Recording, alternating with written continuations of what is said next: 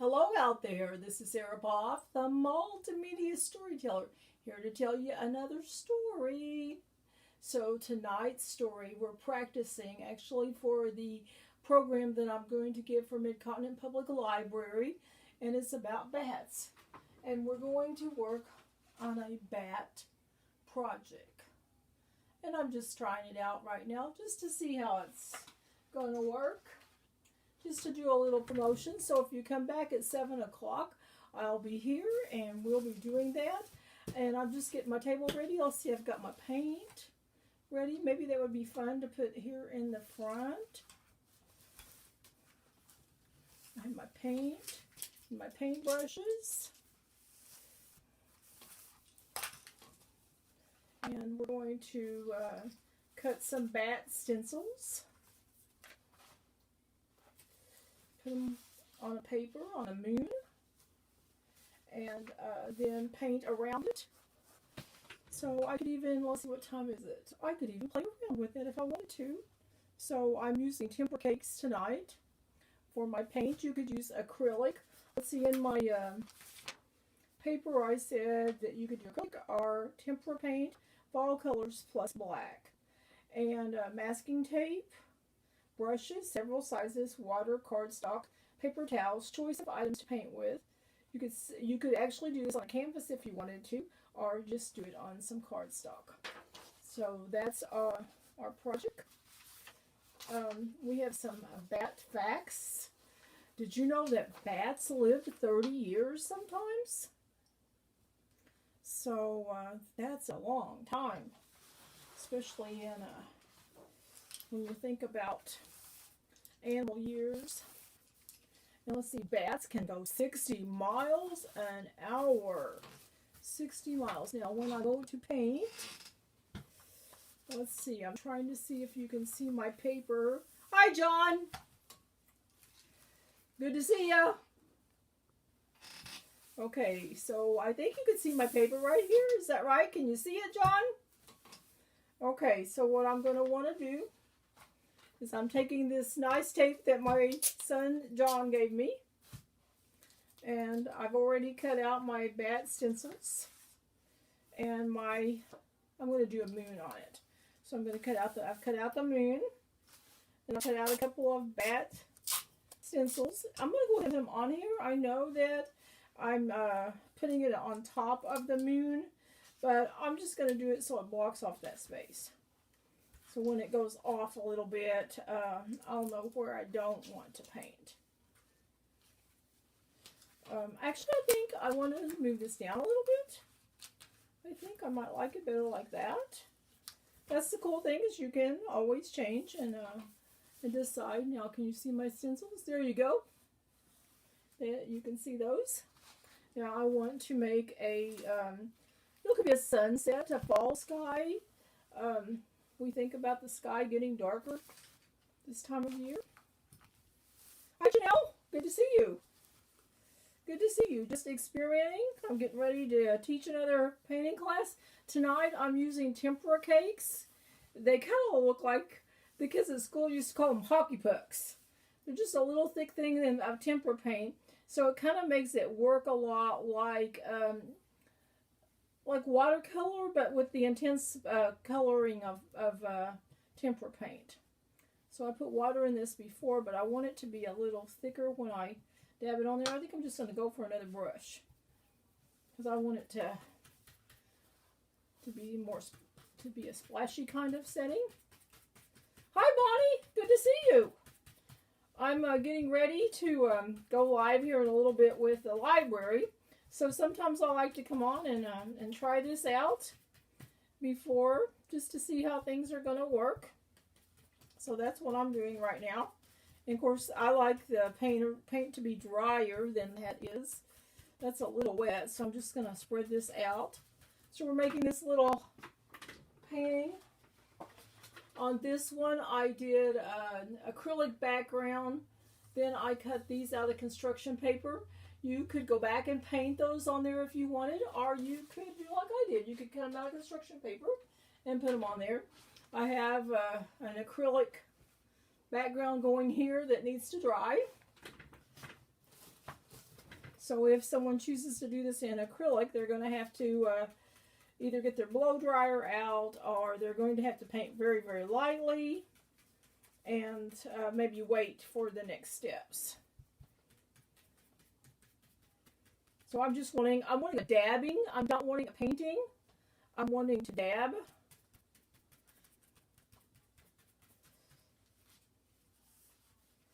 It's still a little bit dark in here, I think. Let's see. Oh, maybe that. Maybe if I bring my light over, is that better? Janelle, is that better? Bonnie, is that better? On my workspace being light?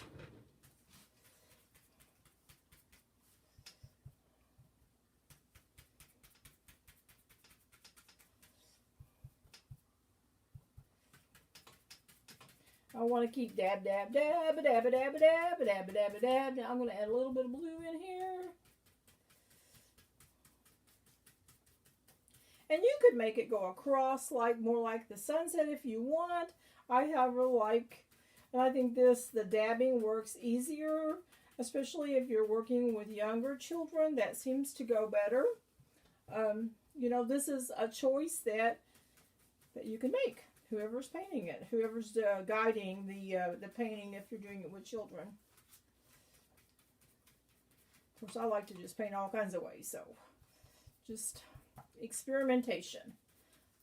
Experiment. Hi, Mildred. We're working on a painting tonight. I'm getting ready for a library class here in a little bit, so I'm just experimenting to see how it looks. How my lighting's doing, which I guess I'm in the shadow as far as my hands are going. See if I can correct some of that.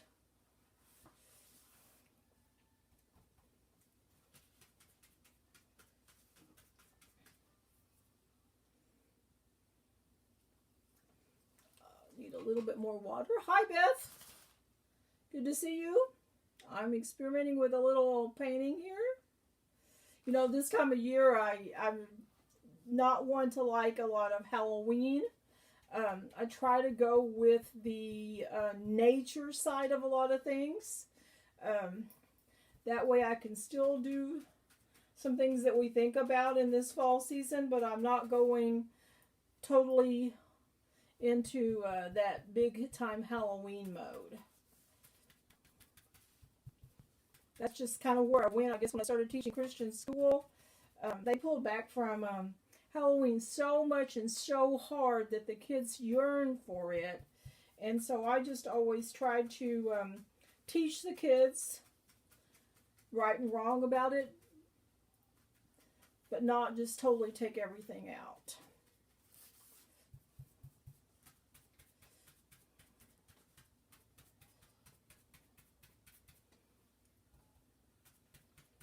So I'm going to be talking about bat facts, I think, quite a bit while I'm doing this part.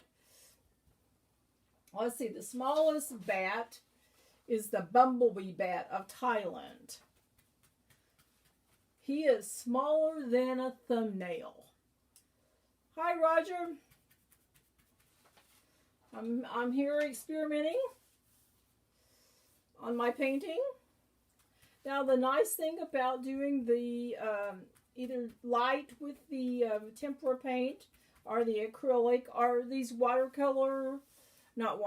tempera cakes, they dry real fast too.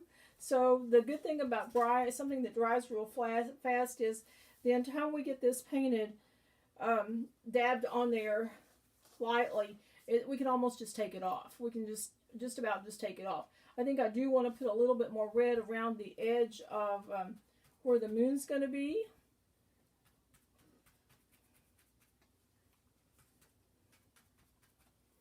Like that. So now I'm going to take this off. So you can see where the bats were, where the moon was. And then I'm going to take my bats off of here and I'm going to put them back down because now I want to paint the moon. And then I'll come back and paint the bats.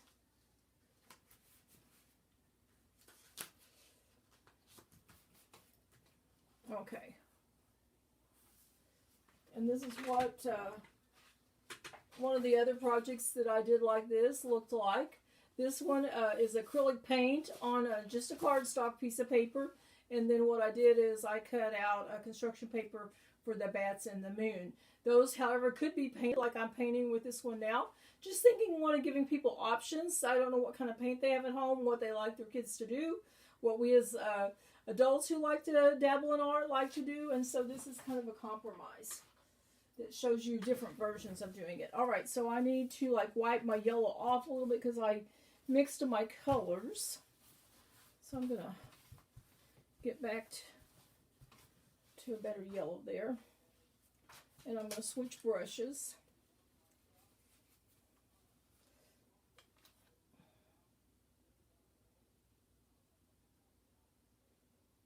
I want a water enough to get this going, but I also I like it to be a little bit thicker and not so watery. It's when there's a lot of water on that it doesn't dry as quick. And then because this is what they call a tempera cake, I have to rub. So it's like watercolor in the fact that this is a thick piece of paint, but it's not transparent. It's the opaqueness of tempera. Now I'm just going to do this like you would just the strokes, because I'm thinking that's a better way to fill in the moon. And then you've got to be a little bit careful around the edge of the bat because sometimes the paint will flow down underneath it.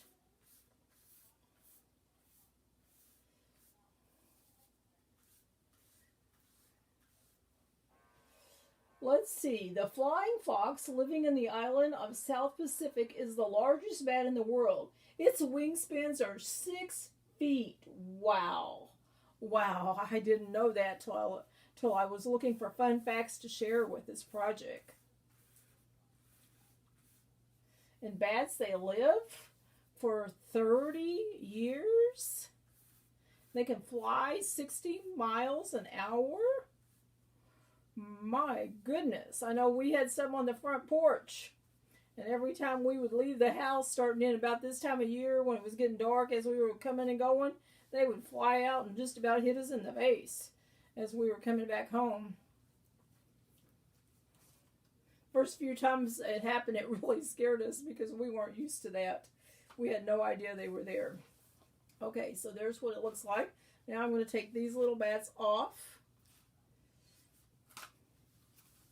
So now I have my white spot left that I'm going to paint black. Now when I was looking at bats, a lot of them aren't black. They're in the brown colors. But we think about the shadow of the black against the moon, especially starting in this time of year as we get into fall.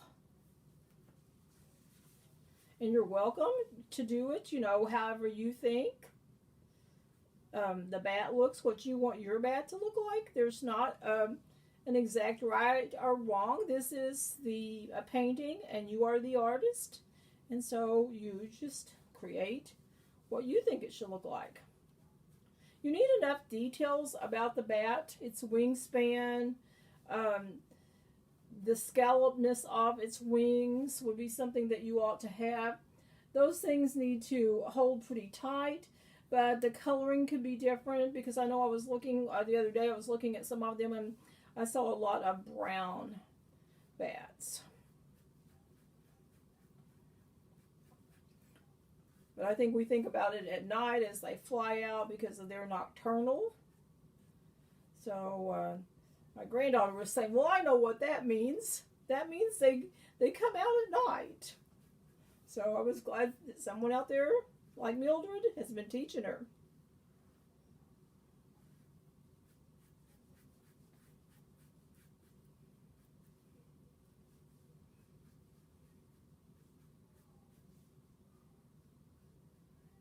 Let's see, another bat fact. Bats do not need water to survive. Wow, that's an interesting fact. Unlike us people.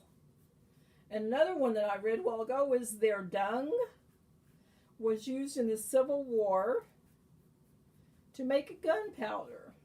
I remember a number of years ago, before I even started studying the Civil War, in my adult life.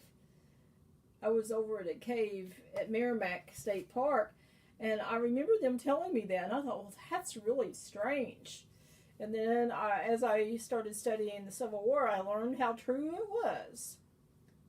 How true that statement was.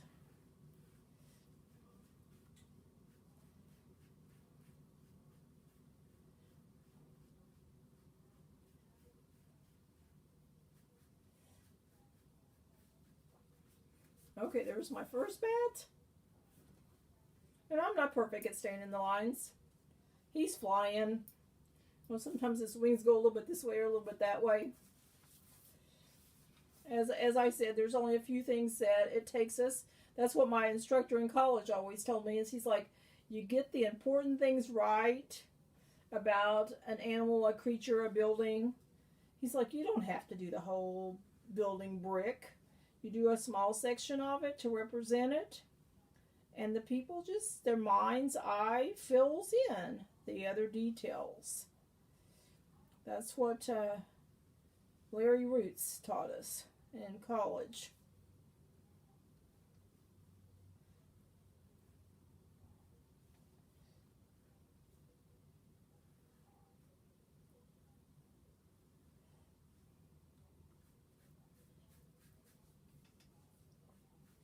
Another fact, some species of bats cannot see very well, while others can see long range.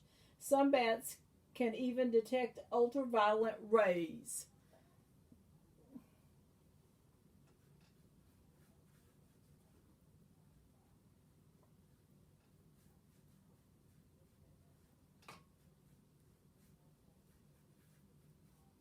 I'm just going slow, trying to stay in the lines. And then I got it outlined, so now I can go a little faster.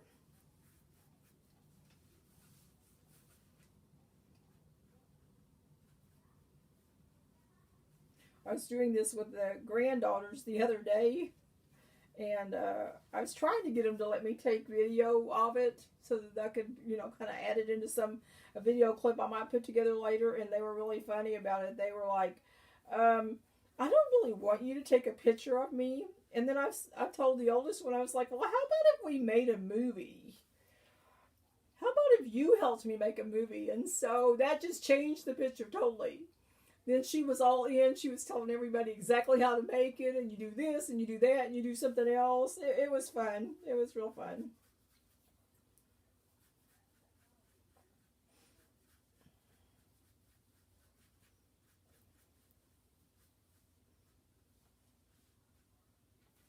All right.